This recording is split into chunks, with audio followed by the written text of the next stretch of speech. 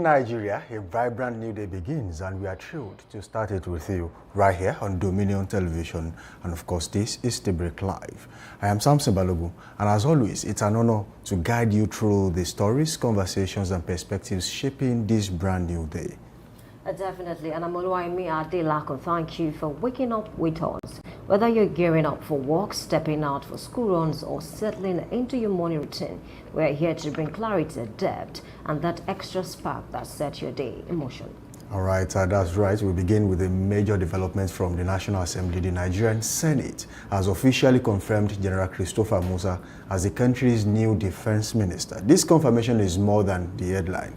It raises critical questions. What direction will Nigeria's defense and security architecture take under General Musa?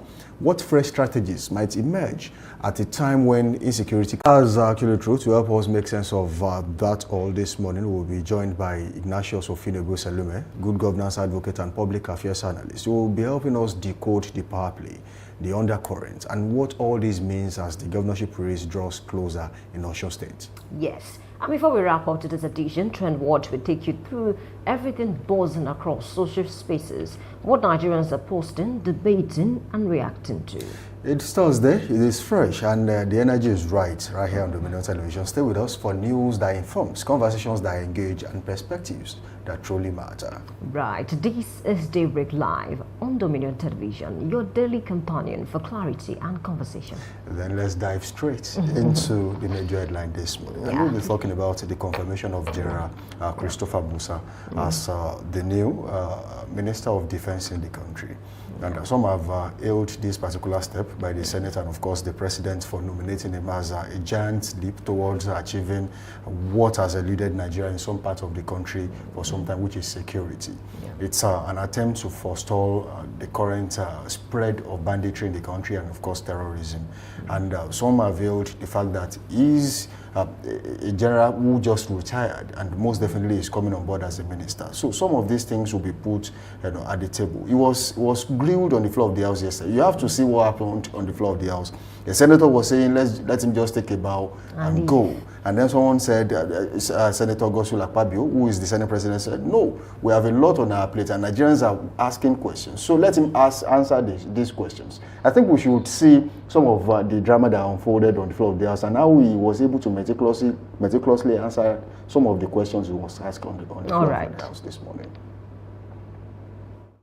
Shown the way they did, it's really unfortunate and it's very painful. I want to assure Nigerians that we will not stand by and see terrorists have the capacity to do such.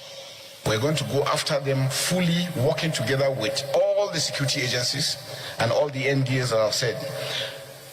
We're going to investigate fully. So I know the Senate has established a committee to look into that. The armed forces also has a way. And then from the defense, we're going to make sure that we continue with the oversight over their activities. No indolence, no act of cowardice will be entertained.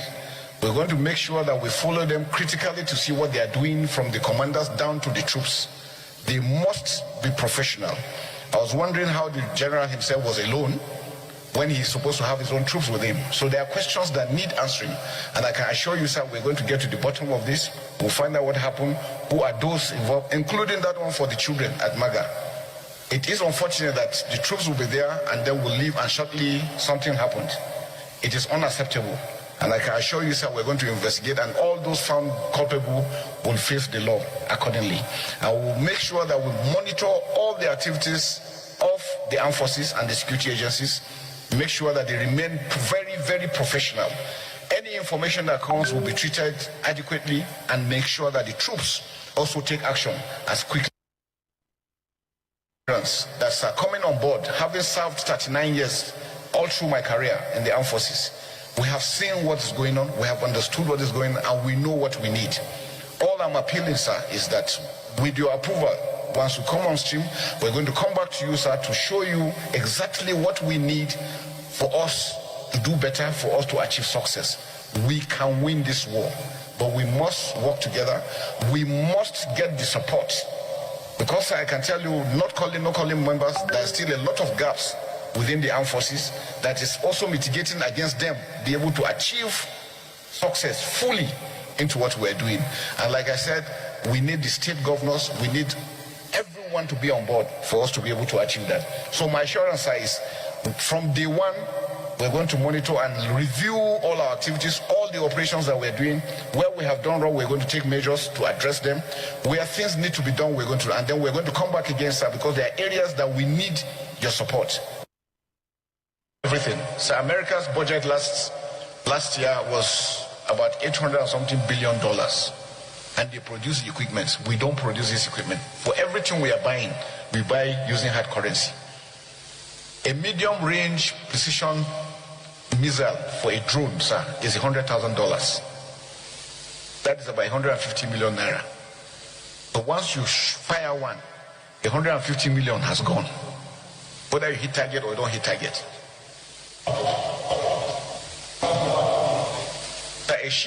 A ship, the medium-range ship will take up to probably 33,000 liters of fuel, 10 tankers. In 5-6 hours, fuel is finished. So you can imagine that defense is expensive. And that's why it's important for us to see that we can fund. And we can do government to government. Close sessions with him separately. And some of the questions that will be asked here and the responses may not be well dispensed at this moment. So I feel we should just allow this gentleman to take a bow and go. Not carry. There's no. This is it. There is nothing no here. There is nothing no. And you stand up and say you should take a bow and go, with so many questions on the mouth of Nigerians, with over 200 Nigerian children in the bush, kidnapped and being tortured. His appointment is heralded all over Nigeria with happiness, because Nigerians believe he has something to offer. Give the man an opportunity to give Nigerians hope. All right, welcome back. That was the drama that happened on the floor of the House. The senator was saying, let him take a bow and go. But then at the point, I think I saw a signal from the senator telling General Musa to actually cut it short a little bit, especially when he was explaining in details how much it cost to buy some of these equipment. Yeah. And then he was asked to just make it short and don't go into details, just make your explanation and go. But one thing was clear. He answered some questions that most Nigerians also wanted to ask. And that includes when the general who was actually, who was murdered by the bandits, he was saying, look, at that time, it wasn't even meant to be a loan. How did it happen? So some people must answer questions. And this is really one of the things that really needs to be discussed in the country. Defense is expensive. Nigeria don't produce many of these equipment that will be needed by the Nigerian army. So how much is being budgeted for defense in the country on a yearly basis? And then, after it is budgeted, where does these monies go? These are questions that people should really answer. But then in Nigeria, you have to maintain, a little bit of silence, especially when it comes to the issue of security. But then, even if you are being silent, we have to be seeing results. If monies are being spent, taxpayers' money are being spent on security in the country, we should be seeing results. And he also mentioned, there was a particular place he mentioned why the Southwest is more secure than other parts of the country as regards which countries we share borders with also matters as regards the current situation. But then, all in all, I think he answered some of the questions that even an average Nigerian would want to ask. Yes, and I think I'm delighted about this new position that Christopher Musa is going to operate in, because I mean, for someone who's had the position of CDS, that's Chief of Defense Staff, and now the Minister of Defense, and I want to believe that as a Chief of Defense Staff, basically you are the head of the armed forces, the Army, the Navy, and the Air Force, and so you are in charge of giving orders and then operations of the Army generally.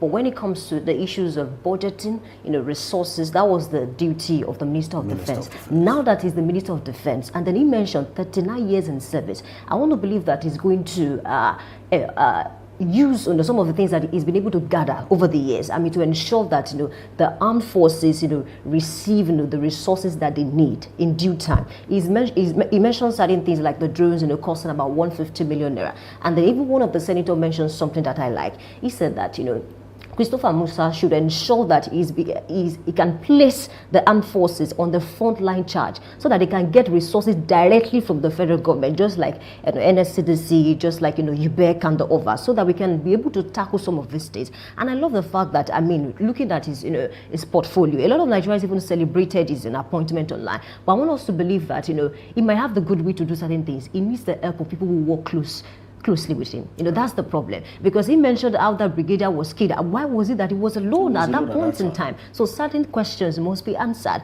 So I think this is not the first time that we'll see maybe someone who used to be a former CDS becoming a minister of defense. So it's an opportunity that he has that experience as a CDS and is coming in as the minister of defense. So we want to employ him to do the needful, because he's going to face opposition and challenges, and that's the truth. But then I think he has that firmness. Looking at how we talk, there was even a video I watched of him, I think about maybe several months ago, before he was removed from office. That was in October. He said that we need to fence our borders. So people might think it is impossible, but then certain countries were able to do it. Pakistan. He said when Pakistan fenced their borders, that was when that country had peace. The same for Iraq. So it's something we should begin to look at, fencing our borders. Look at those children that were kidnapped. Maybe if something like that had been done, maybe they will not be kidnapped. So certain things must be done, because I think he has the expertise. But then his plans, will it fly? That's another problem that we need to talk about. Plans are really beautiful on paper. They are beautiful when it is being said, but then when it comes to actualizing these plans and when it comes to bringing it to light, it might just be a little bit difficult. But then there's nothing bad in dreaming big and of course having giant plans to execute. One thing he has to make sure it does quite well is to have the backing of the president, have the backing of the Senate, and most definitely so many stakeholders who are also affected by this situation, because people are going to ask questions. Unfortunately, people don't think about what you are facing behind closed doors. They think about what exactly can you bring to the table for them, especially when it comes to security of lives and properties, which is what is currently missing in some part of the country as it stands. Yes, you rightly mentioned that of course there are going to be challenges, especially from within. Some people who are just they are major beneficiaries of misfortune. When something are wrong, they benefit greatly from it, and you cannot wipe them totally out of the system. They are still in there. They will definitely be in there. I was seeing a video of Ambassador Tuko Buratai. I think that was a day before yesterday, who was talking about. Someone asked him questions about recruitment. Why are you getting to recruit former bandits, ex-bandits into the Nigerian army? And he said, it's not their job to do these background checks. Once people apply and they are fit to do the job, they are hired. And he said, your local government chairman, your councillors are the ones recommending people, and of course they get to take a particular paper to their local governments to sign. So if you feel like this person was once a bandit, it is your job not to sign these documents, and then when they are not signed, we don't take them. So I think the gap between the community and the Nigerian army should be bridged when it comes to blowing the whistle, exposing people who are not really meant to be in the Nigerian army, who are not meant to be in the Nigerian police and the NSCDC and every other paramilitary out there. You see, as long as these people, these former offenders find their way into the system, then we have a potential crisis. But if the community helps also bridge the gap between the Nigerian army and the community, then there will be a little bit of issue. Maybe from now on, names should be published. If a particular person has been nominated or his or her name has been sent to the Nigerian army to be recruited into the army, there should be a publication. All the names, even their pictures, should be there. So if anyone finds a repentant Boko Haram, a repentant bandit on that list, it should be struck out, so that we don't continue to bring people who are really not meant to be there into the system. Otherwise, we'll continue to have the same issue. You can imagine a minister trying to do his job, the CDS trying to do his job, Chief of Army Staff also trying to do his job, but unfortunately, they have people in the system who don't want them to succeed. And you cannot wipe that away from the system. You always find them, but we can reduce them to as little as possible.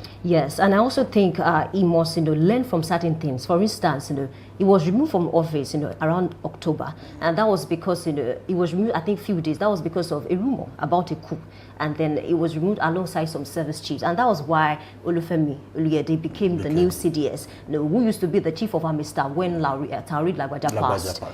So now he needs to learn from certain things, things that led to that, whether it was a rumor or it was true. He should learn from those things. And then, speaking of his office now, I don't know, I think the biggest thing that he can do for Nigeria at first is to fish out the moles in the armed forces. If he can do that, I want to tell you that he's going to experience bliss, going forward. And then he mentioned certain things. He said, why is it that trials are being delayed? When these kidnappers are caught, when bandits are caught, why is it that their trials are being delayed? Some of them are even secretly tried. You don't get to hear anything about it. It's really sad. He also mentioned the fact that we should put an end to negotiating with bandits or paying ransom to bandits. That's the way forward. Those are the things that he mentioned yesterday. And then I think the Senate is also working on passing a death sentence for kidnappers, for bandits is also a good one, because these people, they feel they can just walk their way out of any situation, because of some II ops or some top bodies. So it's sad. If you can work on, stopping the negotiation, paying ransom to bandits, and of course, passing death sentence to kidnappers, I think we experience, much success. And of course, also working on the moves in the military, because I feel like these bandits and kidnappers, they get access to some information that even ordinary persons don't get. And then I think one of the senators, I think Ali Ndume, also mentioned the fact that why is it that these bandits, when they are caught, they are with intense firearms compared to because when you pay them, soldiers. you have emboldened them against the Nigerian army. So they have the finance, they have the resources to get sophisticated weapons. So once you pay them, it is as if you are telling them continue to doing what you like doing best, and then we'll be on the defensive mode when you come. That should not happen. Honestly. So just like he said, there should be an end. It should end now. Whoever is still paying bandits even should be arrested, should be tried, because it is more or less like you are stylishly funding terrorism. So you are also funding them if you pay them ransoms. So we should tackle it from the angle of we have competent personnel, we have the equipment and the gadgets to make sure that even if this happens, then we can get our people out there without paying anybody. But then we should make sure that lives and properties are paramount. Yes. Nobody has to lose his or her life because of someone's negligence. And also, in the long run, who is going to bear the brunt of anything that happens? It's the Nigerian people. So the people that should be at the forefront of all of this is the Nigerian people. When you say something, say something. We have seen, there was a particular video I saw yesterday about some people coming from the north. They saw weapons on them, a number of bikes on a truck, and then they were stopped. Where are you going? They cannot explain where they are going. I think it was the Amotekun call at Iworu. So people should always learn to say something. If they had kept quiet, they would have walked their way past Ibadan, maybe to Osun, or probably maybe to Ogun. People should learn to say something when they say something, and of course inform the police or maybe the Amotekun call or anyone they can find available that this is nipped in the bud. We are seeing major migration now. Where are they going? That's a very big question. As long as you have things you want to do there, it's not a bad idea. Nigerians have the liberty to cross from one state to the other without being stopped or being challenged, or as long as you have no issue with anybody.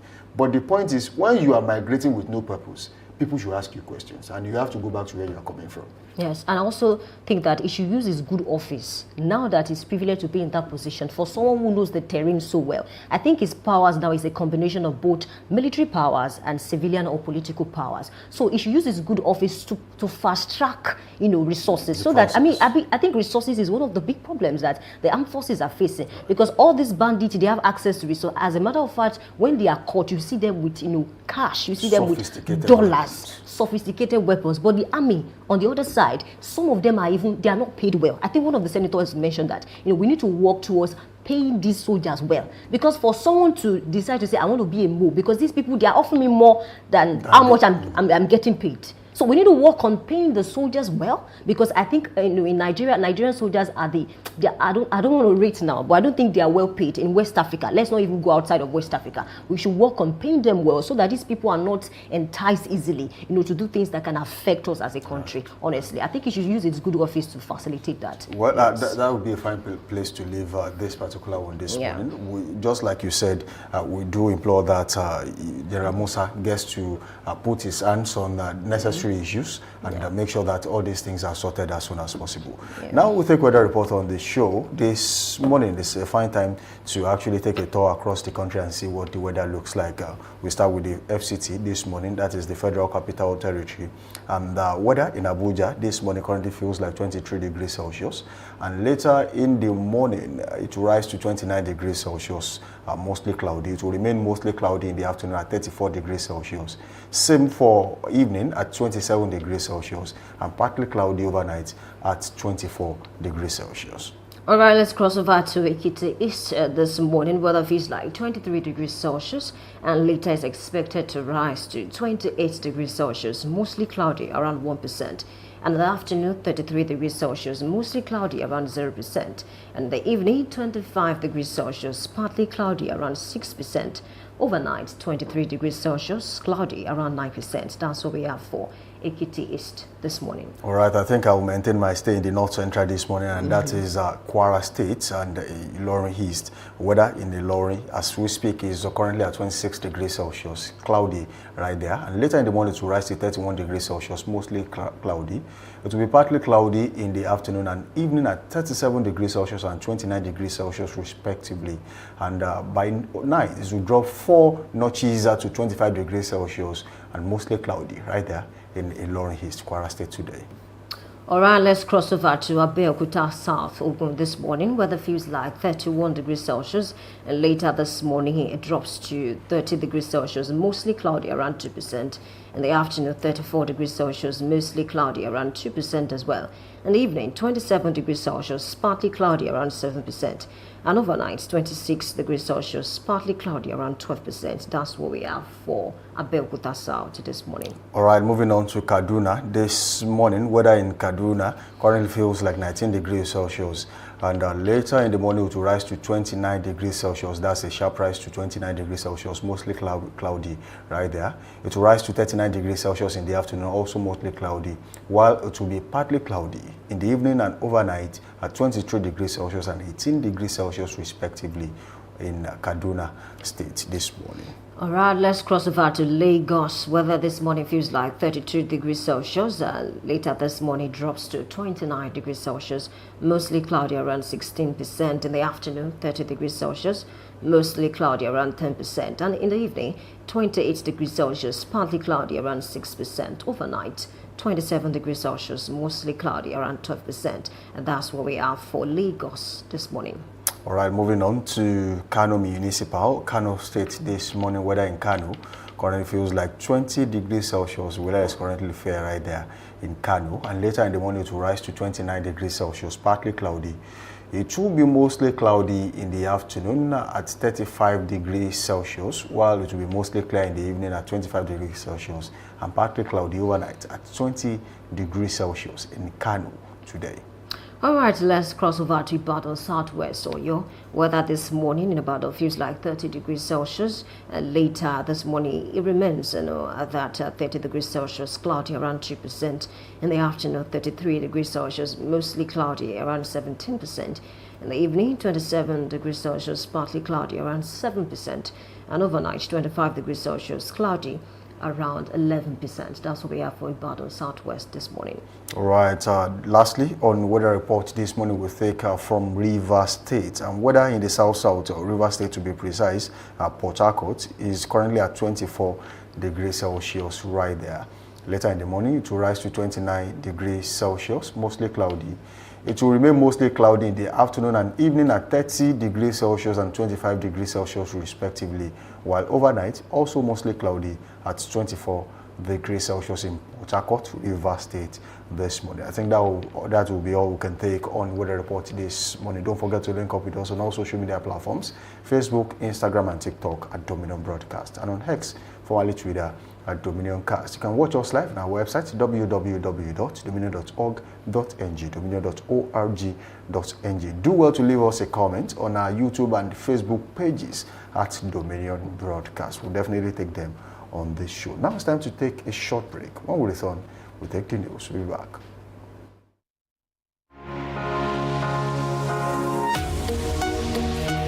Live from the heart of the action. Welcome to the nerve center of Next Level Broadcasting.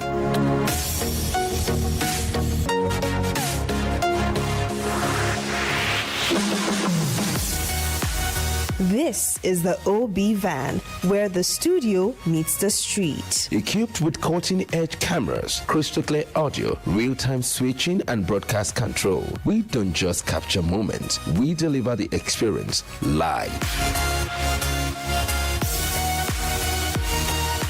Anywhere, anytime, from stadiums to red carpets, breaking news to buzzing festivals, weddings, birthdays, and all sorts of ceremonies. We bring the world to your screen in real time. It's not just a van, it's a complete mobile production house, a command center, a broadcast beast. This is more than a broadcast. This is the OB van difference. Live, loud, limitless.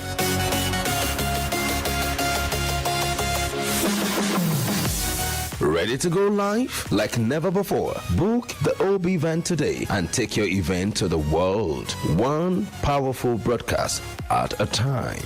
To book, call 0705 506 1061 or 0916 101 1061. Email marketing@dominion.org.ng or visit our socials on Instagram @Dominion Broadcast.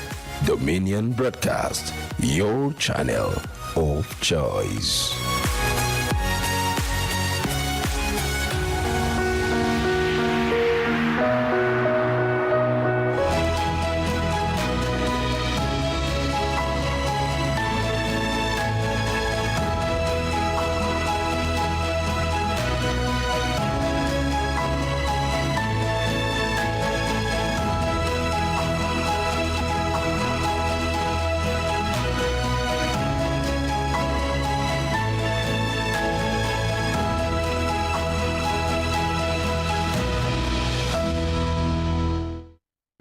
Good morning. This is Daybreak News on Dominion Television. I'm Oluwayemi Adelakun.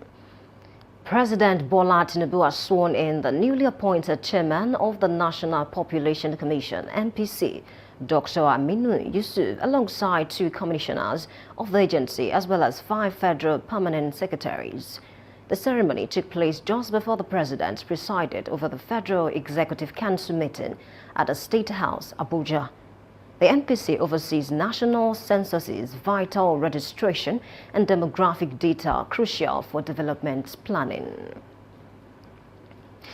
The Senate has moved to tighten Nigeria's anti-kidnapping laws by pushing for the death penalty for kidnappers and anyone who finances, enables, or provides information to them. The proposal, sponsored by the leader of the Senate, Opeyemi Bamidele, seeks to classify kidnapping, hostage-taking, and related crimes as terrorism, giving security agencies wider powers to track, disrupt, and prosecute criminal networks across the country. The Senate unanimously approved the amendment bill for further legislative work and referred it to the Committees on Judiciary, Human Rights and Legal Matters, National Security and Intelligence and Interior. The committees are expected to report within 2 weeks. The ruling All Progressives Congress, APC, has officially announced meetings of its National Caucus and National Executive Committee, scheduled to hold on Monday, 15th December 2025 and Tuesday, 16th December 2025, respectively. Both meetings are set to take place at the Banquet Hall, Presidential Villa, Abuja, FCT. This is according to an official notice signed by the APC National Secretary, Senator Ajibola Basiru, shared on the party website. Oyo State Governor Engineer Seyi Makinde has unveiled a new trademark aimed at promoting the state's agricultural identity and enhancing the market value of its produce. The unveiling took place at the Oyo State International Agribusiness Summit 2025 held at IITA in Ibadan. Governor Makinde stated that the trademark is designed to generate employment, attract investment, support farmers, and boost the state's internally generated revenue, IGR. He emphasized that industrialization is crucial for achieving inclusive economic growth and has been a key focus of his administration. The governor called for a strategic recalibration of the state economic approach, stressing the need to prioritize export opportunities alongside import substitution. Away from your state, Kano State Governor Abakabir Yusuf has announced plans to acquire drones and additional logistics to strengthen surveillance and rapid response operations in border communities vulnerable to bandit attacks. The development was contained in a statement issued and signed by the governor's spokesperson, Sanusi Tofa. According to the statement, the governor disclosed while assessing the readiness of Joint Task Force JTF personnel at their 3 bases in Sayawa and Shanunu local government areas, where bandits recently carried out coordinated attacks. The visit follows months of growing insecurity along the Kano-Katsina border, where repeated incursions by armed groups have left residents on edge and triggered intensified multi-agency deployment. And in business this morning, the Central Bank of Nigeria has announced a comprehensive revision of cash-related policies, introducing a new nationwide withdrawal limit and scraping the cumulative deposit cap for bank customers. The policy shift was communicated through a circular issued to financial institutions by the Director of the Financial Policy and Regulation Department, Dr. Rita Asike.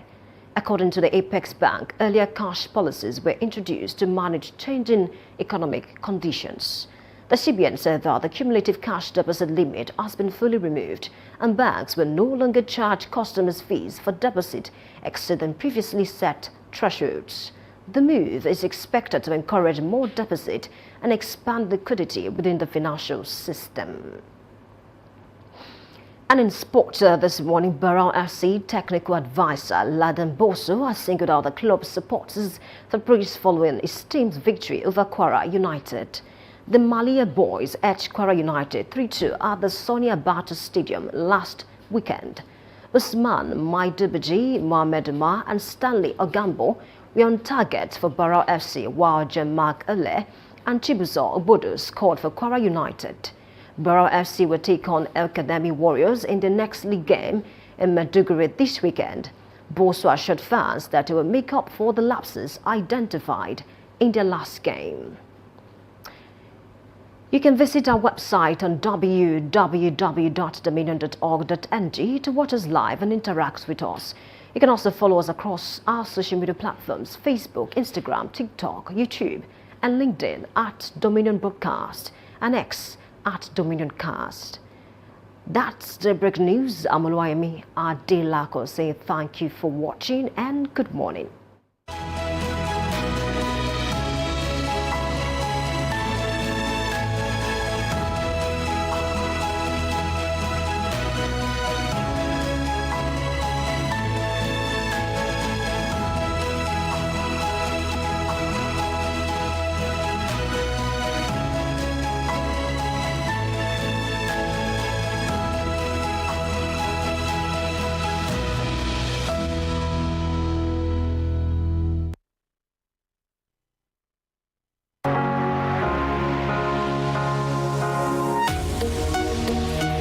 Live from the heart of the action. Welcome to the nerve center of Next Level Broadcasting.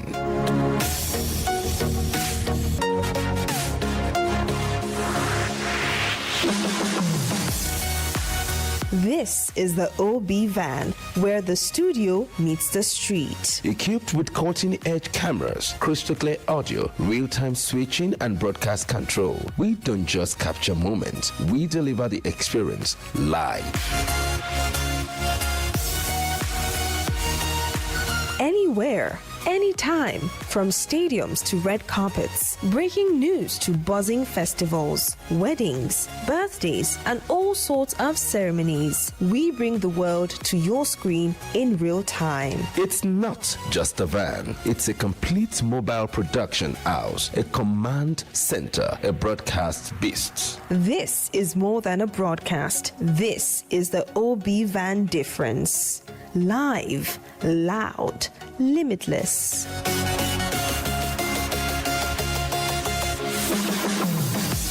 Ready to go live like never before? Book the OB event today and take your event to the world. One powerful broadcast at a time. To book, call 0705 506 1061 or 0916 101 1061. Email marketing@dominion.org.ng or visit our socials on Instagram @Dominion Broadcast. Dominion Broadcast, your channel of choice.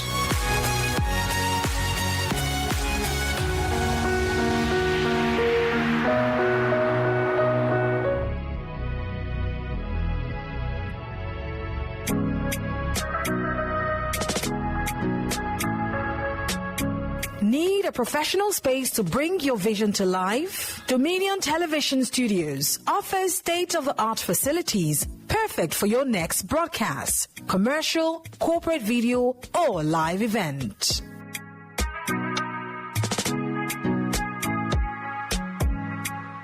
With flexible rental options, cutting-edge equipment, and a supportive team, we provide the perfect environment for high-quality productions. Unleash your creativity.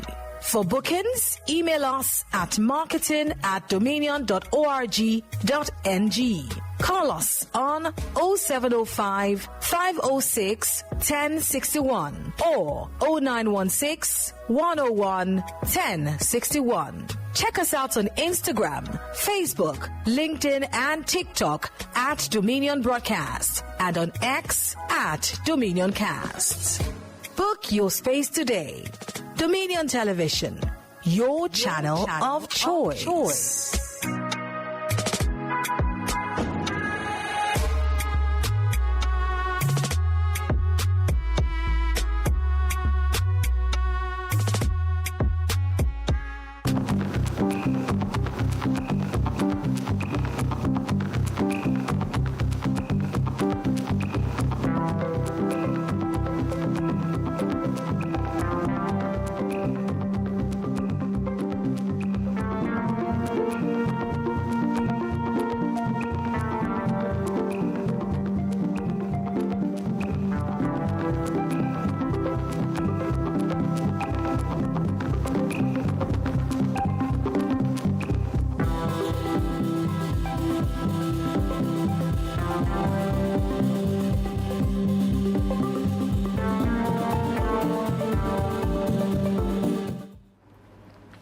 I welcome you back. Thank you for staying with us. This is Newspaper Headlines and Analysis. I'm Oluwayemi Adelako, and I'm not alone in the studio this morning. I have with me Liko Shobowale, who is a seasoned journalist and public affairs analyst. And of course, I have Wito Akile, who is a political scientist and of course a public affairs analyst. Welcome on board this morning. Good morning. Good morning. Good morning. All right, let's start from Nigerian Tribune. I have this headline that says U.S. to restrict visas for Nigerians violating religious freedom. Reps ask federal government to name sponsors of terrorism, banditry, wants terrorism-related prosecution to be expeditious, transparent.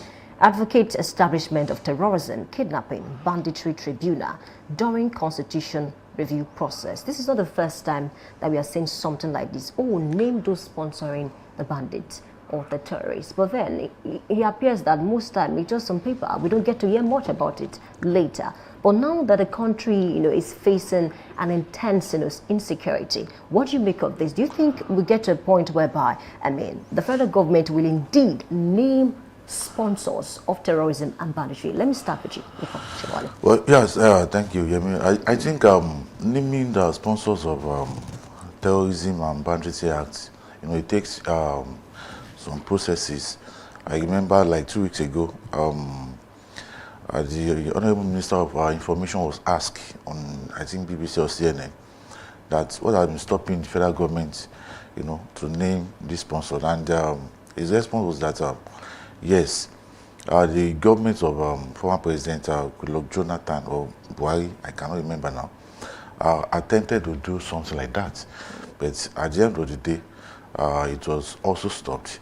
But what you are told is that the federal government is already having a list, and they are just trying to, you have to go through some security checks. You know, you have to confirm and reconfirm, because, you know, if you mention the names, there shouldn't be any mistake, because it can also have its own serious implications. But I was going through some materials on social media yesterday. I don't know how true is that, and I saw some names, you know, names of some people, the names of like 4 or 5 companies, and so, but the federal government has not been able to come out and confirm if those names are the real names of the sponsors of. But I want to believe that possibly, maybe very soon, you know, with the intervention of the National Assembly, because it was discussed on the floor of the Senate yesterday and on the floor of House of Reps same yesterday, and United States of America also strongly came out yesterday that the federal government should name the sponsors, you know, especially now that the US want to take a drastic measure, you know, of imposing visa ban on these sponsors, only if they can. I believe the federal government is showing some levels of seriousness now with the steps that it's been taking, you know, in the last few days, and hopefully, you know, maybe the list can be made public to Nigerians. Okay, thank you. So let me turn to Victor. Some Nigerians have argued that, you know, if at all these names are released, they might still go unpunished, because I mean they've seen cases whereby, you know, bandits were caught and then they were released freely. What do you make of that? If the names are mentioned publicly, I don't think they will be released. In addition to what he said, that there has to be proper assurance so that we don't name wrong people. We don't name wrong people or another, because they have implications. All right. Okay. I also want to believe that there could be some political arrangement behind it, because when we begin to see some names, you'll be shocked. Like, oh really, this man? Oh really, this person? Oh really, we thought, oh, this person in this national figure, this cleric, this, that. So of course, it will be definitely very, very careful with releasing the names, sorry. So now, when these names, after going through all this process and then we now finally release them, I don't think they would free them, because Nigerians will cry out, why do you have to pardon them? So because they won't want Nigerians to cry out on why they are being pardoned, I believe is one of the reasons they've not released the name. Okay, that's a good one then. Let's hope that, you know, at the end of the day, when their names are released, I mean, they will take the necessary, you know, steps to ensure that they are brought to book. Let's talk about Christopher Musa. I have the said line that says, Musa assures of winning war on insecurity as Senate confirms aim defense minister. Let me turn to you, Lekon Shobowale. I want to believe that there was a time he was removed from office. You know, I think days after it was rumored that, you know, some persons were trying to oust the president. You know, for someone who experienced that, now that he's coming in as the defense minister, do you think he has what it takes? I mean, because, I mean, regardless of whether he wants to do the job, he needs to work with certain persons. Do you think he has what it takes to ensure that insecurity, you know, would, you know, be reduced drastically? Well, let me just tell you this. You know, normally, you know, what is obtainable at the level of army chiefs or military chiefs is that ordinarily it should be 2 years in office. You know, that has been the style and the system even before now. But you know, because of the political dispensation, because of the politicking, you know, politics is also already going to some of these military agencies and all those stuff. So, you know, for President Bola Ahmed Tinubu to have changed Christopher Musa, that was not a big deal. Okay. You know, it is just a normal thing to do. That's number one. Number two is that not really because of the issue of rumor coup, as you rightly said. I feel, you know, there should always be a kind of assessment, you know, at every 2 years. And that's why some of these military chiefs, you know, the standard is, you know, you assess them every 2 years you can change them or you retain them. And that was what President Bola Ahmed Tinubu did. But now, back to your question. You know, if you critically look at the new Minister of Defense, you see that, you know, he's a man that has a kind of depth knowledge, you know, as regards this issue of terrorism and banditry. You know, if you have monitored some of his comments, you know, on BBC, CNN, Al Jazeera, I've watched some of his interviews and I understand that this man really understands, you know, issues surrounding these terrorists and bandits. And if you listen to him at National Assembly yesterday, of course, you will be very sure that, you know, these are the kind of people, you know, that Nigeria needs at this time.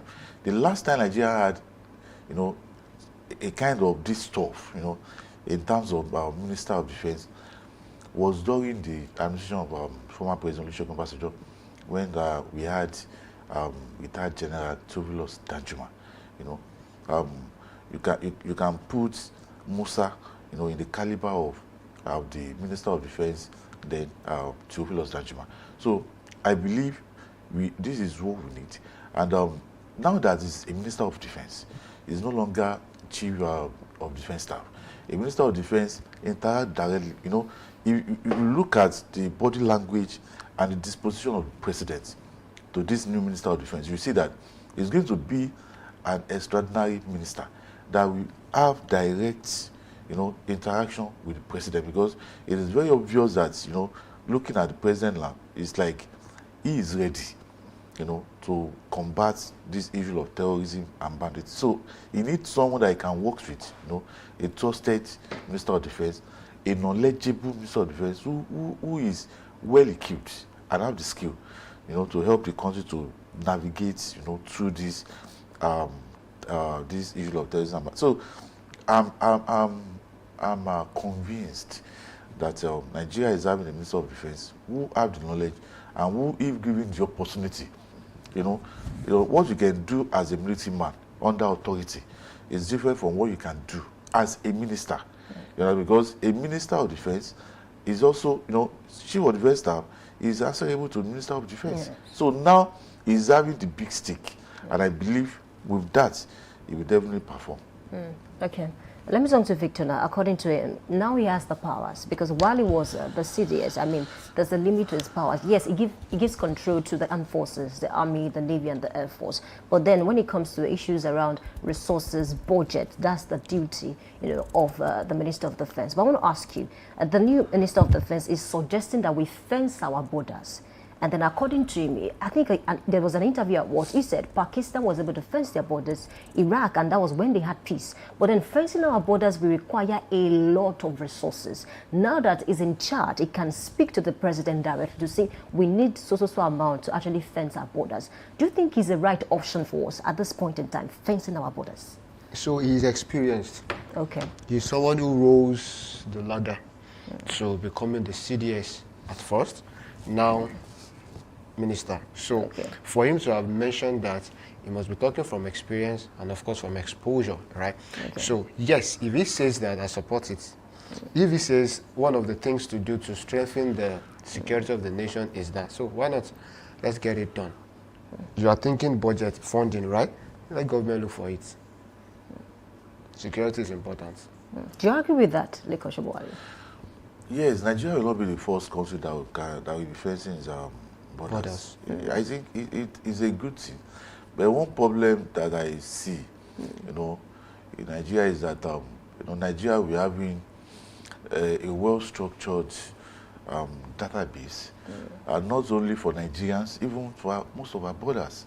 I know Nigeria is, Nigerians, you know, Nigeria as a nation, you know, we share borders with so many countries, you know, that it will be a bit difficult. But the truth of the matter is that if we determine to do it, I'm very sure it can be done. This is not the first time that, you know, military chiefs will be talking about Nigeria facing its borders. You know, we can always do that. Some developed nations of the world have done that. So Nigeria, what they are talking about the finances, what is the finances? What's so special about the finances? Some of the funds that some of these politicians are taken away from Nigeria, some of the looted funds. Even if you can even dedicate looted funds recovered by EFCC, if you dedicate looted funds recovered by EFCC, ICPC to fence of our borders, it will be enough. Nigeria, we are not that poor. It's just that our resources are just mismanaged. Yeah. So if you have some of these looted funds, channel, it is not going to be a one-day thing. It's not going to be a one-year thing. Let us start first. We can start from those states, the states that share borders with some other, these Chad, Niger, Benin Republic. We can start from there. And if you channel some of these looted funds, trillions of naira, of course we do it, we get it done. So it can easily be done if we really want to do it. Okay, let's talk about President Trump now. I have this headline in Daily Global that says U.S. to place visa restriction on sponsors of Christian genocide in Nigeria. Some politicians, I've watched some interviews online on TV. They have argued that the statement Trump has been able to make over the weeks, and then coming out to say that it's going to place visa restriction on sponsors of Christian genocide in Nigeria, have worsened the situation of insecurity. Some said that before Trump made that statement, insecurity was actually coming down a little bit. Do you agree with that? I want to get your perspective on this. Do you think some of the things he said in the last few weeks have worsened insecurity in Nigeria? Yes, okay. I'm talking to you. Okay, yeah, you see, I don't know. How will you say the comment by Donald Trump has worsened? It has nothing to do with the issue of insecurity in Nigeria. If Donald Trump has came out to say the U.S. is going to... This is not the first time that U.S. will be threatening.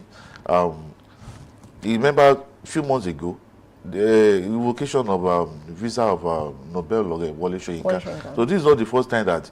This has nothing to do with the issue of insecurity and banditry.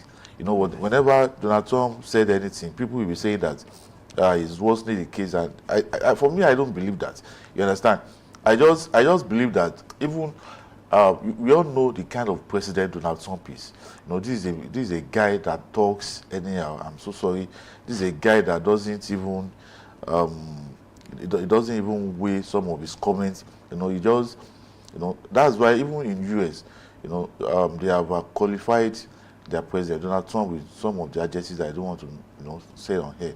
But for me, I don't believe that comments by Donald Trump have nothing to do with. Yes, if Donald Trump is saying that there's going to be a visa ban on those that are sponsoring terrorism and banditry, those that are sponsoring Christian genocide, yes, let it be. So I think it's a good one. But for me, if someone is coming out to say that because Donald Trump was saying that there's going to be a visa ban on those that are, do we even know them? Do we even have their names? Do we even have their list?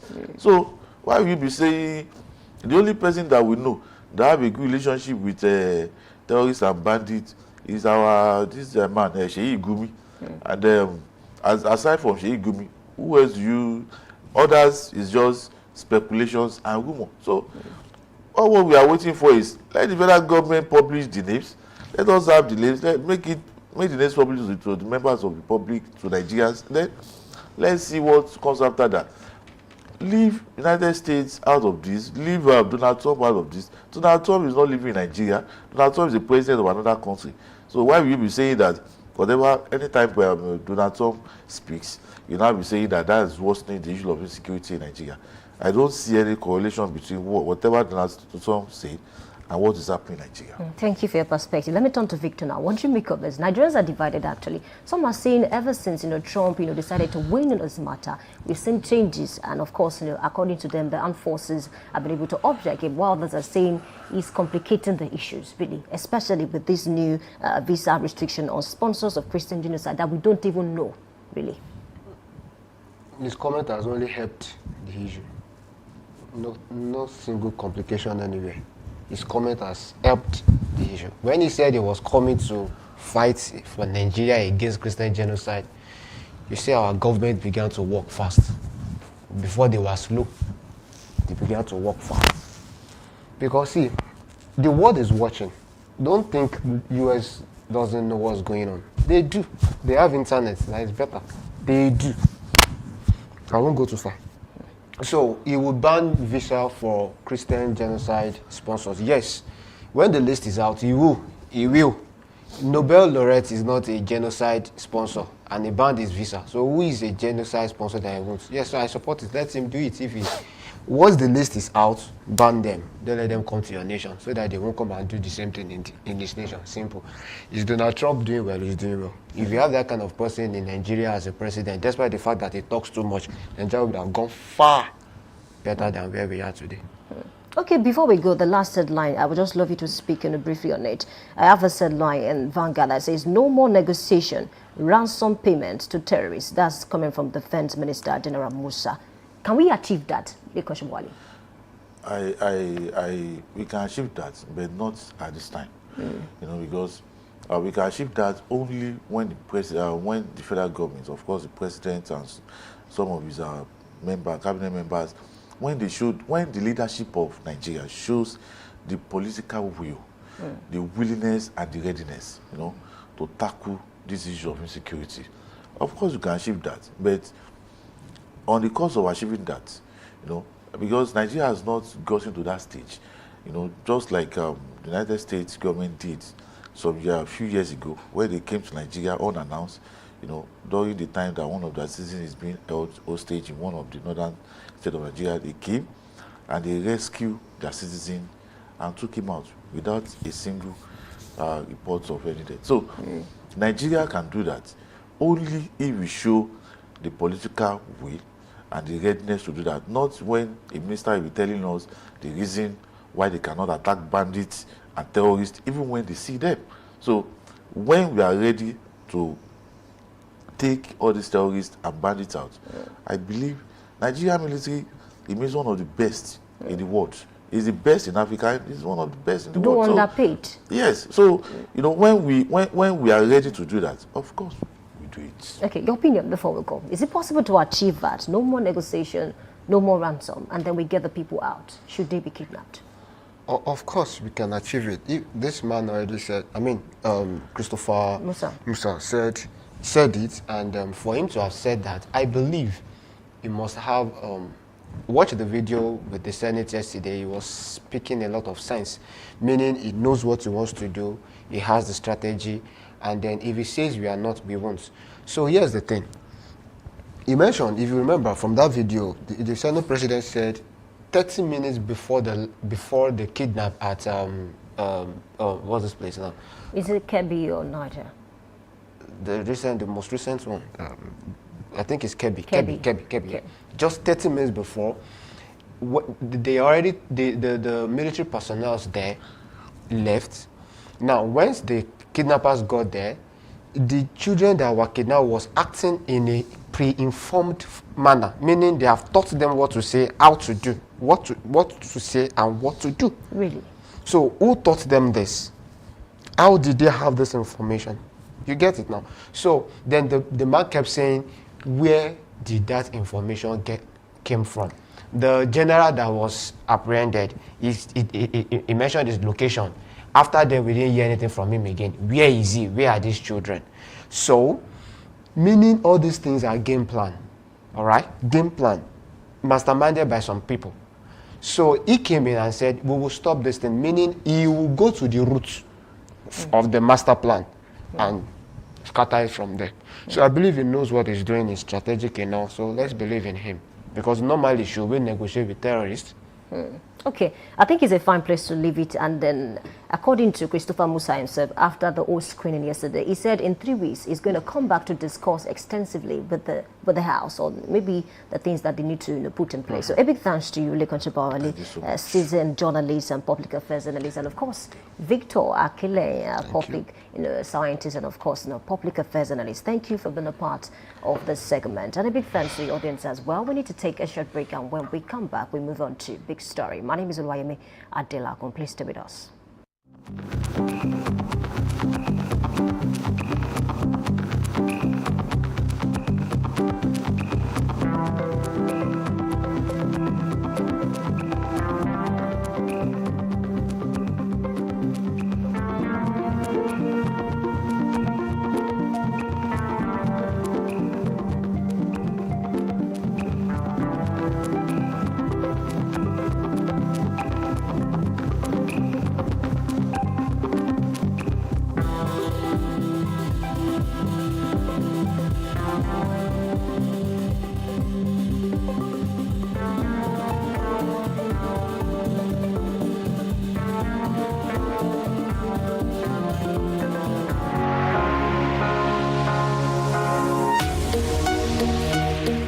Live from the heart of the action. Welcome to the nerve center of Next Level Broadcasting.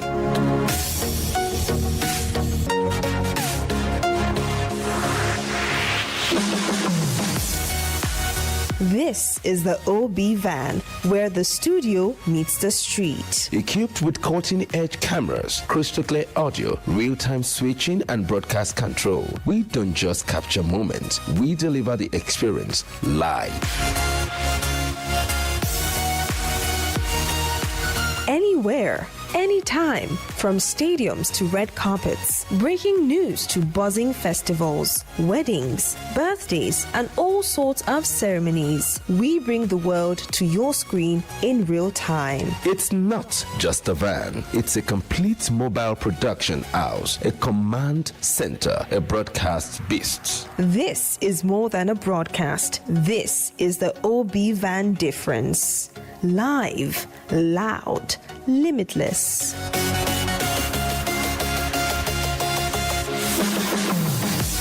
Ready to go live like never before? Book the OB van today and take your event to the world. One powerful broadcast at a time. To book, call 0705 506 1061 or 0916 101 1061. Email marketing@dominion.org.ng or visit our socials on Instagram @Dominion Broadcast. Dominion Broadcast, your channel of choice.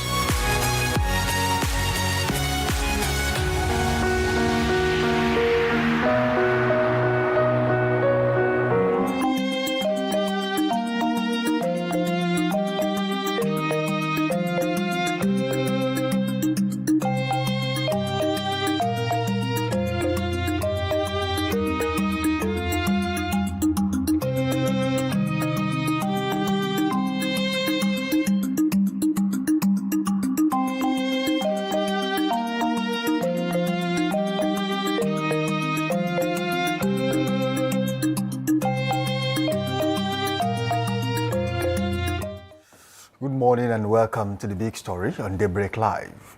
Today we turn our attention to the unfolding political storm in Osun State, a developing situation that has left party loyalists, political observers, and even casual followers asking the same question. What exactly is happening inside the PDP at the national level and of course at the state level? Our topic this morning is a crisis or contest, unpacking the PDP drama over its next governorship candidate in Osun State. Stay with us as we break down the facts, the factions, the power play, and road ahead. Samson Balogun is my name. All right, the political space in Osun has been anything but quiet in recent weeks. What began as murmurs within the ranks of the People's Democratic Party, PDP, quickly escalated into a full-blown internal crisis, one that has now reshaped the state's political landscape.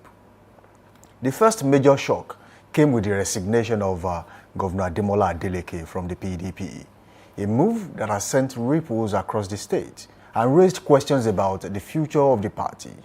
He once led to victory in that party. His exit triggered fresh struggles for control, leaving the party internally fractured and its leadership structure visibly weakened. As tension deepens, a faction of the PDP's executive committee in Osun State and of course across the country went ahead to conduct its own governorship primary in Osogbo. Delegates, party officials, and aspirants loyal to this bloc gathered to elect a candidate despite strong objections from the national leadership and of course the factional national leadership and the governor's camp. This factional primary not only highlighted the deep ideological and strategic differences within the party, but also exposed the intense battle for legitimacy, recognition, and control ahead of the next election. Meanwhile, other segments of the party have insisted that any primary conducted without the approval of the national leadership and the factions on the same page is null and void, setting the stage for what may become a prolonged legal political tussle. On today's big story, we will unpack these developments. Why did the governor leave the PDP? Who holds the real structure in Osun State? And the real structure in the PDP nationally? What does this factional primary mean for the party's unity? And what happens next as the election draws closer?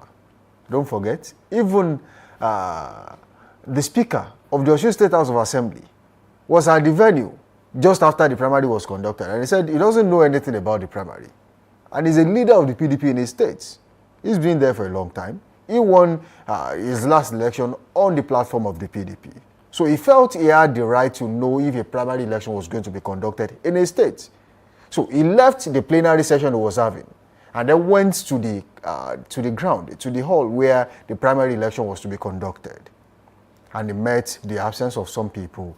But then he made a claim about the fact that it was the handiwork of the executive governor of Oyo State, Engineer Abiodun Oluwaseyi. He made some claims. I'm going to play the material shortly, but then let me welcome my guest on the show this morning. His name is Ofino Ebuselime Ignatius. He has joined me on this show to make sense of the trending issues in Osun State. He's a public affairs analyst, a seasoned one at that, and a good governance advocate. Ofino, good to have you on the show this morning. Good morning, Samson Balogun. I'm delighted to be here this morning. You saw the drama that happened in Osun State. Wow. What would be your complete and holistic overview of what happened in Osun in the last 1 week? History has a way of repeating itself. One, as a tragedy. Then two, as a fact. But when we are talking about the political scenario in Osun State, it is best being described as what? Tragic facts.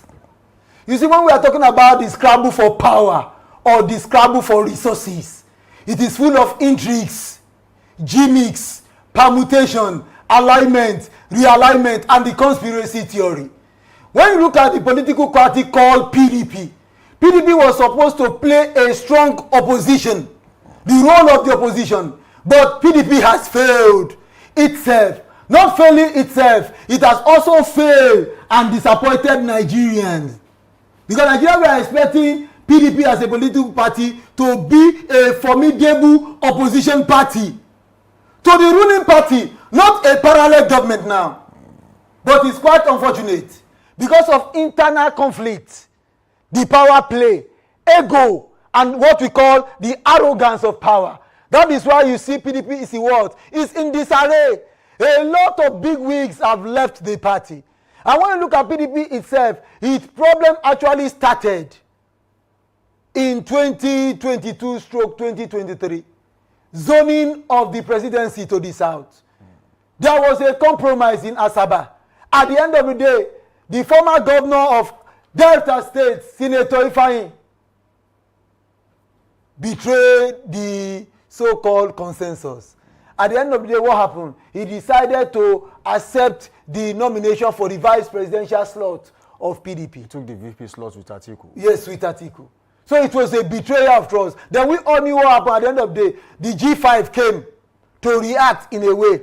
They even went to the extent that, led by Wike, yes, Wike, the former governor. There were 5 governors. Yes, G5. Wike, Seyi Makinde, yes, Samuel Hotom, yes, Ifeanyi Ugwuanyi, yes, and Ikpeazu. We are there, all there. Then I was one thing they were agitating, that if the presidential candidate of PDP comes from the north, the national chairman must not also come from the north. They now asked Ayu to step down. He refused. We all knew then that Wike himself was even having a political ambition. He lost at the primaries. So at the end of the day, the so-called power play in PDP, they thought that at least let them give Wike the vice presidential slot. But based on recommendation, the presidential candidate of PDP, in person of Alhaji Atiku Abubakar, decided to go for Senator Ifeanyi Okowa. So at the end of the day, we all knew what happened. Wike and his men decided to fight. To withdraw. Yeah, to fight back. They were in the party and they worked against the party. And the party lost. So when you see what is going on in PDP today, that is what we call Wikeism. Wikeism simply means that you can be in your own political party, work against the political party without being sanctioned. But here now there is a problem on ground based on the allegation. leveled against the executive governor of Oyo State in person of engineer Seyi Makinde. Makindeism. So when you are talking about Makindeism, what does it mean? It means the desperation to grab power. It also means the desire for a change. Okay, so if by all this you have said, what were the early signs that the PDP was heading for a crisis of this magnitude? There was a time people were saying that the time has come for Damagun to tender resignation, which he bluntly refused, probably for political reasons or for personal reasons. The problem with PDP is what I will call a self-inflicted problem. Power ego is there. They have that personal ambition.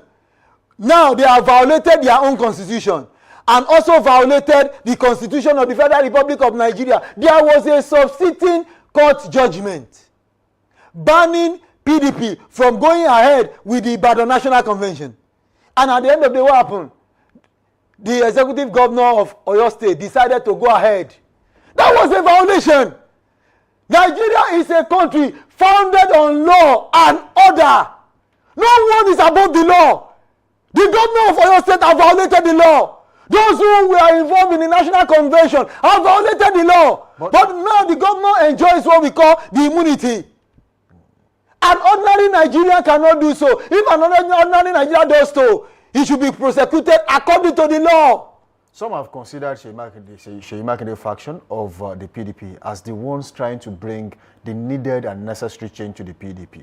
Now you have said he has violated the law. That the convention shouldn't have gone ahead. Yes! But then, if you put these statements side by side, some see him as the saint in the party, trying to bring unity into the party and then bring cohesion. Law is law if it is obeyed. Law is also law when there is punishment for its violation. That's the principle. He is the governor of the state. He is an intellectual, educated, an engineer. You don't violate the law of your country. He is a public figure. Why do you want to establish a bad precedent as an executive governor of a state? Would you say the action of the governor of Oyo State to press ahead with the National Convention in Ibadan was one of the determining factors that made Governor Ademola Adeleke leave the party in Osun State? Let me give an instance. Was it enough? The best position, the best decision that Governor Ademola Adeleke Serubawon took is the best for now. Because if they are not taking, INEC does not recognize the National Convention. INEC does not recognize the national leadership of PDP. And that's the true position. He said you have violated your law and your constitution. The same thing when the Lord Justice delivered his judgment. He said, PDP, go and reconcile. You have already violated your what? Your own party guidelines and constitution. So whatever you are going to do is illegal. They still went ahead. After the impunity. After the resignation of Governor Ademola Adeleke in Osun State, leaving the party, and then the PDP, the faction, the Seyi Makinde faction of the PDP, went ahead to conduct a primary election in Osun State. That was also illegal. And the speaker of the Osun State House of Assembly came out to say, look, I am not aware there was going to be a primary election here. As a leader of the party in my state, I deserve to know if there was going to be a primary election. So let's listen to what the speaker of the Osun State House of Assembly had to say to Governor Seyi Makinde. He left a message for him, and I want you to decode the message quite well.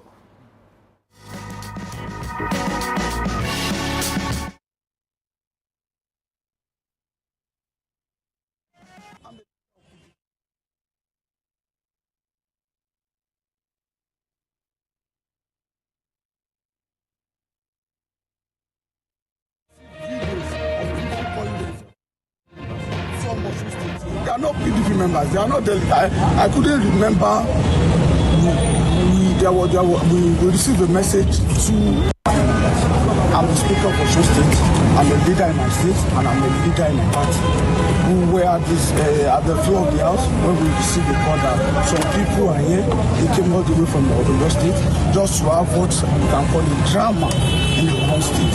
I'm a leader of PDP. I'm a bona fide PDP member. I used PDP ticket to win my election in 2023. So it's very strange to see videos of people calling themselves PDP members from Osun State. They are not PDP members. They are not. I couldn't remember. We received a message 2 or 3 days ago that there's going to be a Congress. Well, we were waiting for them, and eventually we received another message that the Congress has been postponed. Now today, they came all the way from Oyo State. If Governor Seyi Makinde, this is a message to Governor Seyi Makinde. If Governor Seyi Makinde is desperate to become president come 2027, should use another state as a tool, not Osun State. We are PDP members, bona fide PDP members. In a state whereby we have 25 House of Assembly members, a speaker, we have 5 House of Rep members, we have a senator, and a governor from another state will come to our state to dictate for us. We won't take that. We won't take that. And this is a message to everybody that we won't take this anymore. We are leaders of our party, and we won't take this anymore. They came here to do what I can call a drama, and this will be the end of it. Mr. Speaker, are you claiming that there was no notification to you or any other chairman of the party? No notification whatsoever from any quarter, both the National Working Committee, both from the state, no message. I'm a leader of my state.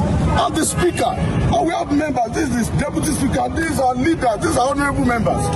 And a governor from another state will come to our state to dictate for us. We won't take that. What is the next step for the party, sir? Oh, well, the leaders, we are going to have a meeting and we will decide that. Sir, lastly, sir, the governor just resigned from the PDP. What's your reaction to that? Well, and what's the stand of the State Assembly? The truth is this, I wish him well. He's our leader.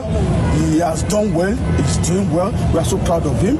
But we won't say because we love him, he shouldn't go ahead with his ambition. We wish him well. We wish him, and that's just the truth. But we are PDP. Thank you. Thank you very much.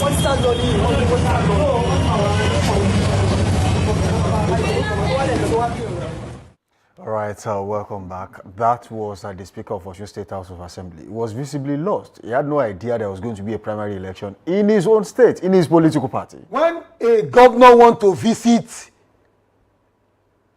the governor or the state, another state in Nigeria, I think there is a protocol. You are coming to Osun State without notifying your brother governor. On moral ground, it's a violation. So that shows that Makideism simply means what? Desperation for the presidency. And I'm going to say it on this platform that APC has a presidential candidate already. No other person than Asiwaju Bola Ahmed Tinubu, GCFR. Now, PDP is yet to organize themselves. ADC has not told us who and who they want to float. Labour Party have not told us who and who they want to float against the incumbent president. But believe you me, if at the end of the day, PDP now decide to nominate His Excellency Engineer Abiodun Oluseyi Makinde to contest against Asiwaju Bola Ahmed Tinubu, I wouldn't know if he's going to win Tinubu. But I'm going to say something that will shock the world this morning. If Engineer Seyi Makinde eventually emerge as the PDP flag bearer and he contests against Asiwaju Bola Ahmed Tinubu and he wins that election, let my life go for it. No, I'm telling you. That's a bold claim. No, I know what I'm saying. Asiwaju Bola Ahmed Tinubu is a master strategist. So anyone that will contest with him must be someone who is also a master strategist to the core. Equally or better than that. Better than him. I'm telling you what I know. We are talking about Engineer Seyi Makinde. He has right to contest. But can he ever defeat someone like Asiwaju Bola Ahmed Tinubu? That was why I made that bold claim. And I'm also standing on it. Are you saying the PDP is strategically dead? PDP for now is not dead. But it's a state of coma and is in disarray. Because of what? The arrogance of power. Ego. None of them want to step down. They want to control the structure of the party. We are talking about Nigeria wants a change. They want a change in governance. So now we are talking. Let me give you an instance. When you talk about Osun State, it's a volatile state politically. I remember the youth leader that was assassinated. Ayegbaju, if you remember. We remember the issue that happened in the Ooni's palace during the reign of His Imperial Majesty Oba Okunade, Oba Chijuade, Oba Okunade, Chijuade, Olubuse II. If you remember what happened with the late Attorney General of the Federation, Chief Bola Ige, in the palace that time, we all knew what happened and transpired. So when we are talking about Osun State politically, it is a volatile state. And when you remember in 2018, there was all the issue of inconclusive election in Osun State. This man was leading. Governor Ademola Adeleke then was the one leading. What happened at the end of it? There was something that happened from INEC. The election was now declared inconclusive. They now said they are going to do a rerun election in Ife North. At the end of the day, Chief Obishore, Iyola Obishore, the former deputy governor of Osun State, compromised. And at the end of the day, what happened? The person that was taking the second position, Oyetola, eventually emerged as the what? As the governor.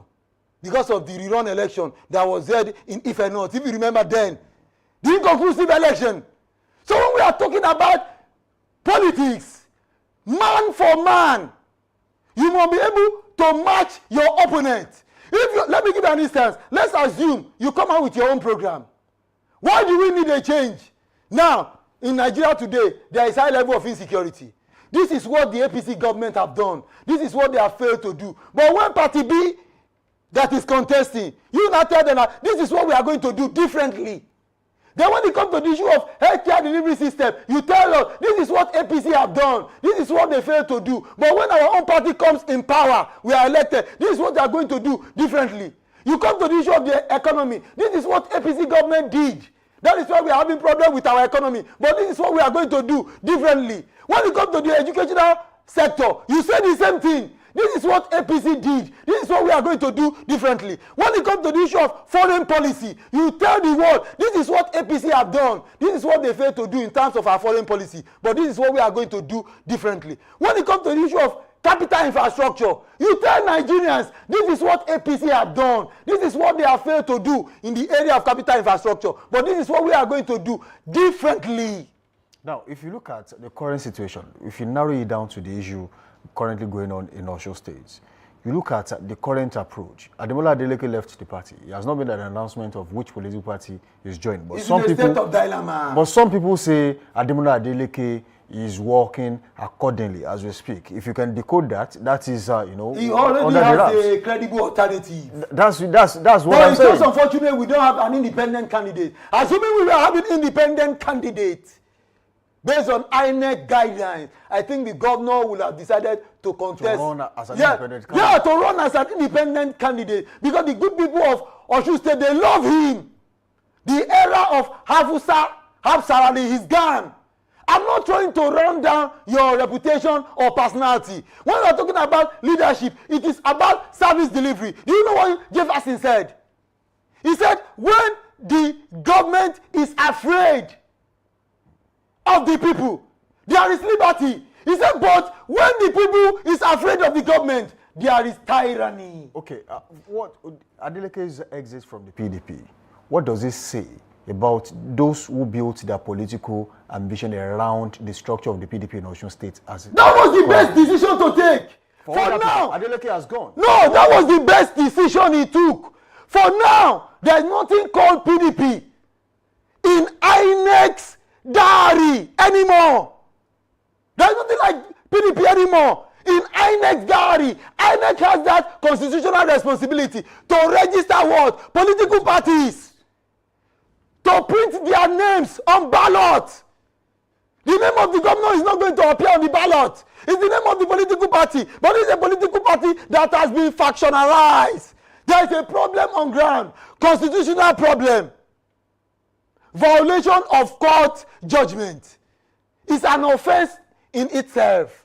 So the decision that the governor took, Ademola Adeleke, was the best decision to take.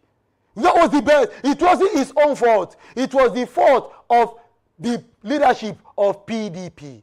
PDP have always been in this area. I remember, look at Engineer Seyi Makinde. I'm not running down his personality.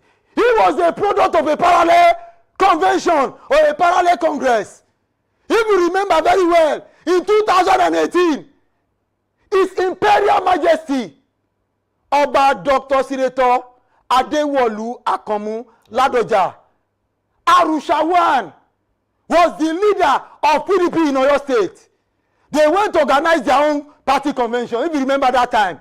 Then again, this man, Azim Bolarumi, Barrister Azim Bolarumi, led the Engineer Seyi Makinde convention. He led it.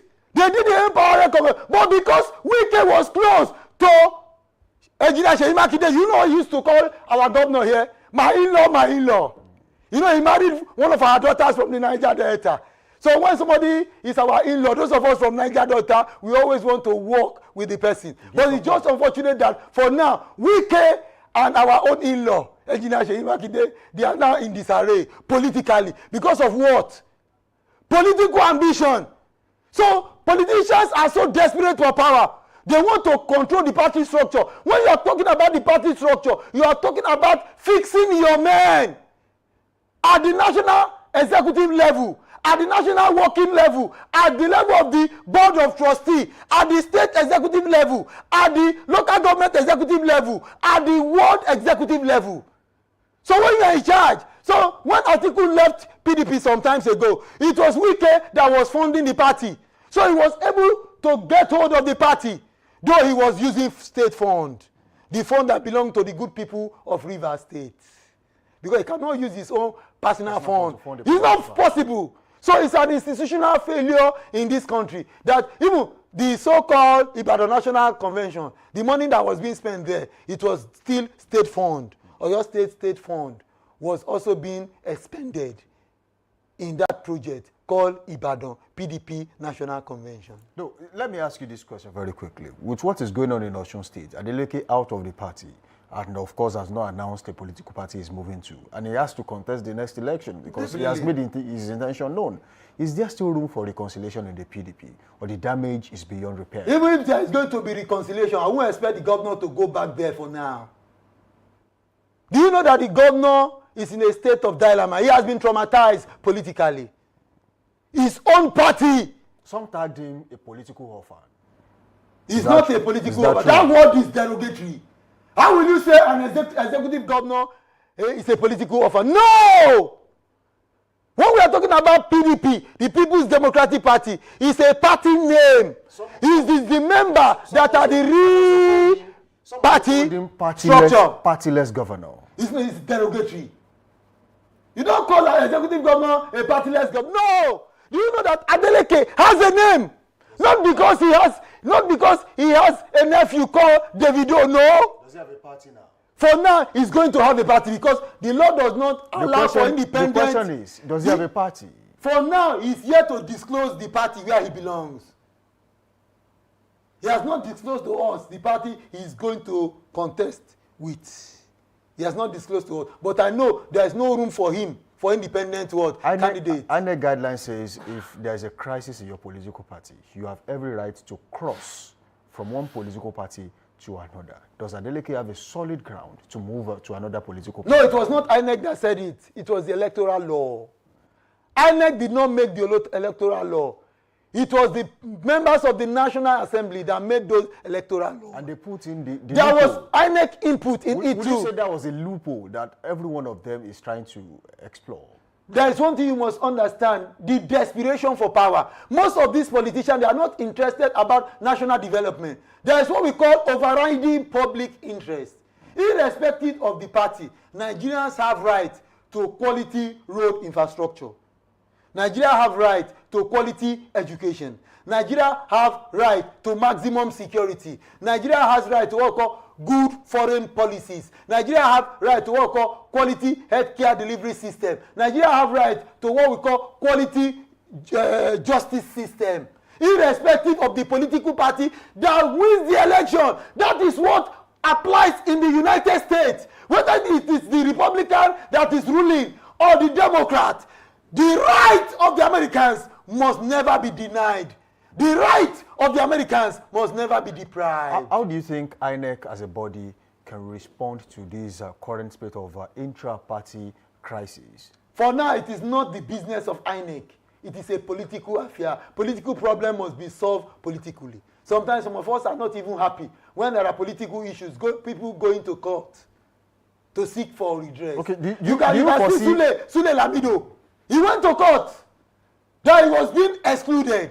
You can see sometimes when you think that you are a political genius, you get it wrong.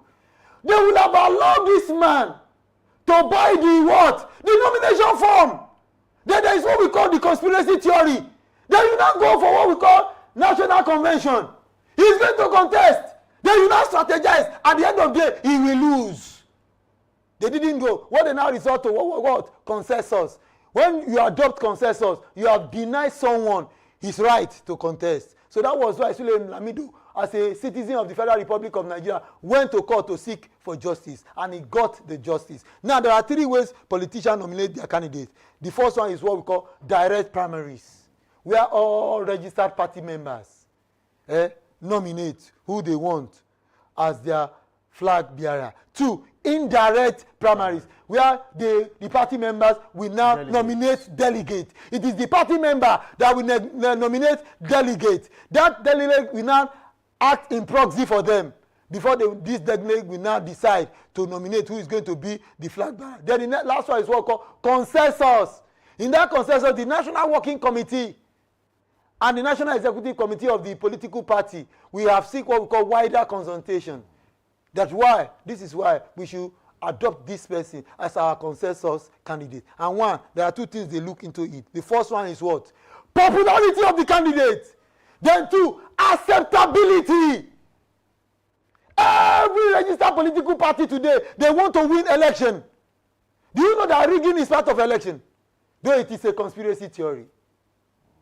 So a lot of politicians in this country, most of them, I see them as people that are being desperate for power. So there is a power play. But now, the governor of Osun State did the best thing for him to have tendered his resignation from PDP. But now, the ball is in his own court.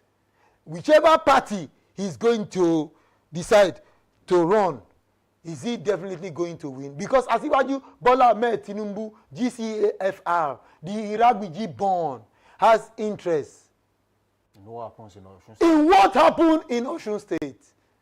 So the election in Osun State is going to be a tough one. Believe you me. But we don't want crisis in Osun State. We have had a lot of political crisis in Osun State. If I was the president, I would have allowed this man, Governor Adeleke, to go on with his second term, because the good people of Osun State love him. Now, I don't think the president has any form of a direct effect on what happens in Osun State as you speak. But he might have interest. But what I'm trying, the question I want to ask you this morning is, if the president has interest in the election in Osun State, Admiral Adeleke has made it visibly known time and time again that he is with the president of the Federal Republic of Nigeria. So it is the president, then him, regardless of political affiliations of which political party they belong. Do you think that going forward, having been bounced from joining the APC at one point or the other, do you think that relationship still hold going into the next election? I don't like such type of political ideology. That is why I'm not happy with the G5 governors. How will you work against your party? You are supposed to work for your party, not against your party. Regardless of yes, candidates they present. Let me give you an example. Twins. The first twins, the second twins. Both of them have political ambition. They are contesting under different political platforms. One of them will definitely emerge. It's now left for their siblings to decide. I prefer the first twin, Taye, to win than the second twin, Kende, to win. Some other siblings will say, no, I want Kende to win and not Taye to win. It's a matter of choice. Now, there is a trade-off. Do you know that Sheyi Makinde decided to trade off in 2023 because of Asiwaju Bola Ahmed Tinubu. That was what cost some of the PDP senators in Oyo State to lose the election because there was a trade-off. But the governor denied. What do you expect him to say? We have seen politicians lying under oath. President lying under oath. Executive governor lying under oath. On the floor. Judges lying under oath. Executive chairman of local government lying under oath. Senators lying under oath. On the floor of the Oyo State House of Assembly, the governor made a statement and they was talking to the APC and some other political parties and said, one left a rig election.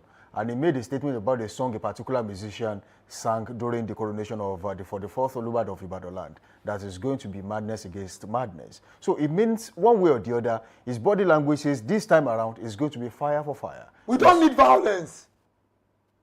We don't need violence. We don't want a military takeover in this country. You can see the wave of military coup in Africa. Like a raging storm, especially like a political tsunami. Nigeria must be very careful. In 1963, the Wild West, we all knew what happened. That was one of the causes of military takeover. We all knew what happened in 1983. What happened? Adekunle Ajasi and the other man. There was issue in Ondo State. There was crisis. Omo Boriowo, remember Victor Omo Boriowo from Ekiti State? He was the deputy of the former governor of Adekunle Ajasi of UPN. The crisis was there. So when we are talking about military takeover in Nigeria, who are the responsible? Who are to blame? It's the politicians themselves.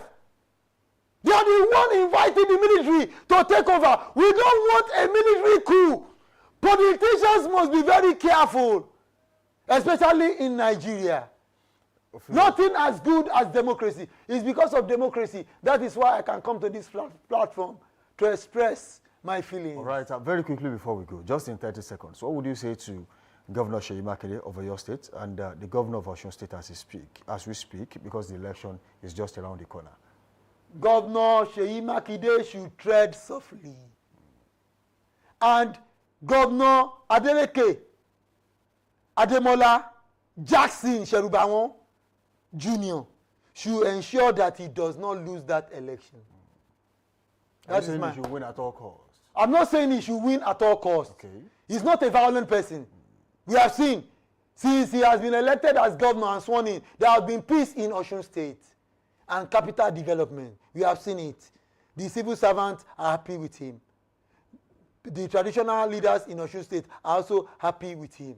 So I wish him the best of luck. But we don't want violence in any part of this country. Thank you, Ofino Boselume, for joining us on the show this morning. Yeah, thank you. It has been a wonderful session with you. And this will be the fine place to leave this story this morning. This is the big story on Dominion Television, your channel of choice, where inspiration meets entertainment. Do well to link up with us on all socials, Facebook, Instagram, and TikTok at Dominion Broadcast. And on X, formerly Twitter, at Dominion Cast. All right, let's go on a quick break. And when we return, the show continues. Bye for now.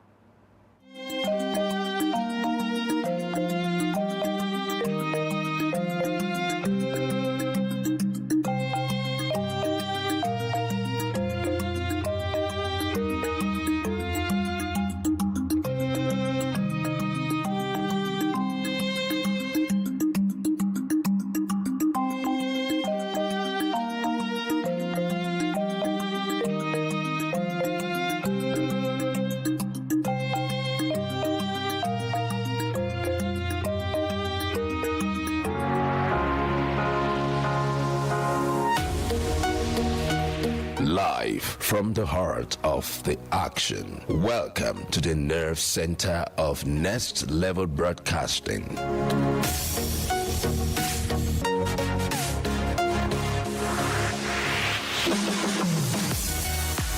This is the OB van, where the studio meets the street. Equipped with cutting-edge cameras, crystal clear audio, real-time switching, and broadcast control, we don't just capture moments, we deliver the experience live.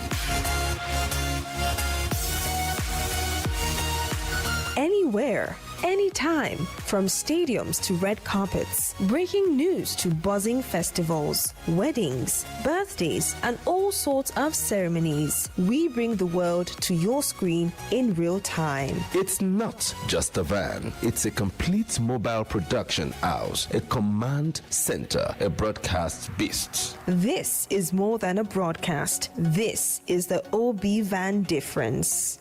Live, loud, limitless.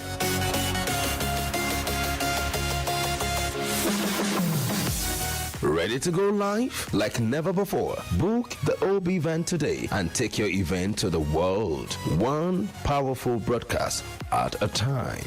To book, call 0705 506 1061 or 0916 101 1061. Email marketing@dominion.org.ng or visit our socials on Instagram @Dominion Broadcast. Dominion Broadcast, your channel of choice.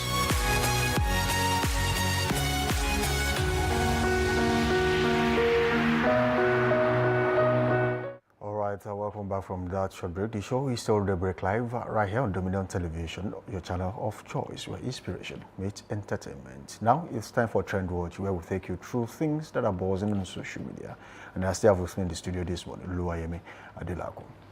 And I'm glad to be back here. Well done. Welcome back. Yes. So what we are looking at for Trend Watch is Tinubu's call for Jonathan's resignation was legitimate. That's coming from Daniel Wala, and I think that's talking about the Chibok girls that were abducted that time. And then according to him, I'd love to read, some of the things that he said, for the purpose of context. He said that he has justified his principal's call for former President Goodluck Jonathan's resignation. That was in 2014, because at that time, I think President Bola Ahmed Tinubu called for his resignation because of the abduction of those girls.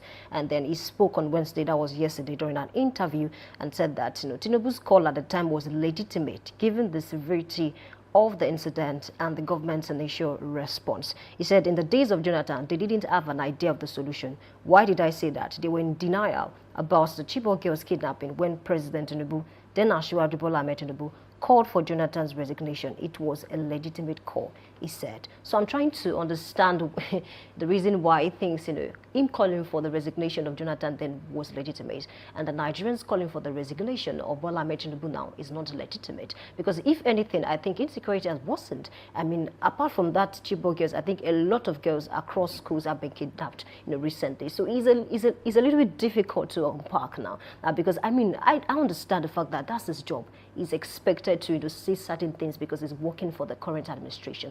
But then, can we speak to fact in this instance, really? You see, it's quite unfortunate that sometimes when you are saddled with the responsibility of defending what is not defendable, then sometimes you sound to yourself, and then when you listen again, it might really be difficult to understand yourself when you speak. Yeah. You see, it's a challenge that Daniel Wala has to do this job. It's an Herculean task given to him to defend what is not defendable. When Jonathan was president, yes, there were kidnaps in Chibok or some other places. And then during the regime of late former President Muhammadu Buhari, there were kidnaps too. And the administration of Bola Ahmed Tinubu is also not different. We have seen a series of kidnaps, especially in the last 1 month. So it's difficult for him to defend what is not defendable. You see, the challenge is anyone can come out and say, for this reason, the president should resign. We have seen it happen in so many countries. In this, I don't want to say sinner climbs, in developed countries, when there is a particular issue and the person at the helms of affairs or has been saddled with the responsibilities to carry out a job feels that he has failed, one way or the other. Nobody has to tell him or her to resign. We have seen it happen over and over again, where we have seen prime ministers in the UK resign and say, look, I think at this stage, I cannot go on. And then they leave their post, and then someone else comes on board. Someone else who feels that he or she has what it takes to lead or to get it done. You see, it's now a problem that I think I've said this over and over again. The administration of the APC administration in the last 10 years, one thing they have failed to do is to communicate. And when they communicate, you would want to read over and over again to understand what it is all about. The only time we had clear communication with the APC was when Ajuri Ngilale had to work with the presidency. One way or the other, I was able to push some narrative out there that so many people really did not know was even happening. But since then, we have had people who would rather talk politics than talk topical issues. And that for me is, because for me now, it's becoming more and more of a politics. So I bring back the issue of Goodluck Ebele Jonathan, who is peacefully having a rest in his home in Otoke, in Bayelsa State, and then you are talking about an administration that people are talking about how they have failed in terms of insecurity. And we have seen the strategic moves being made. We have seen the giant strides being achieved by the president on who is going to head a particular place. We spoke about ambassadors nominated for some of the strategic countries and career diplomats in some countries, and how important France, the US, and the UK is to Nigeria, especially when it comes to how the people see you out there. And we spoke about who they were nominated for those places, and then it was fine. We also saw the confirmation of General Musa as the new Minister of Defense, which is a welcome development because he has the experience, 39 years in service. We are seeing the moves, but then politicizing any of these things, I think it is totally wrong. If you want to defend what is going on, I think there should be facts, and not just based on what you feel you can just give to the people out there. Yes, and I also think you should explain what it means by this is legitimate, that is not legitimate. He also said something. It's a very big question. He said this current administration, frowns at negotiating with bandits or paying ransom. But then those students were released, some were released, and then we didn't get to hear how they were released. How they were released? Up to now. But then you want to make us believe that, it's a lot to talk about. I think Bayo Ononuga said, they reached out to the bandits, and out of fear that the federal government was going to attack or something, that they released the children. But the bandits walked freely. They were not captured. We've seen it happen. They hold meetings with, councilmen, and then, they sign peace deals. I have not seen that happen anywhere else, but it has happened in Nigeria. Okay. But this will be the fine place to leave the show Definitely. this morning. We say thank you for joining us on the show so far. Do well to link up with us on all socials, Facebook, Instagram, and TikTok at Dominion Broadcast, and on X at Dominion Cast. Join us again tomorrow, same time, same station, same host. Of course, it's going to be Daybreak Live Extra, where the Three Musketeers will be on your screen all at the same time. Samson Balogun is my name. Until tomorrow, I say keep being good out there, keep being safe. Bye for now. Well, thank you for being a part of the show. Just like I mentioned, join us tomorrow. My name is Oluwayemi Adelakun. Please be safe.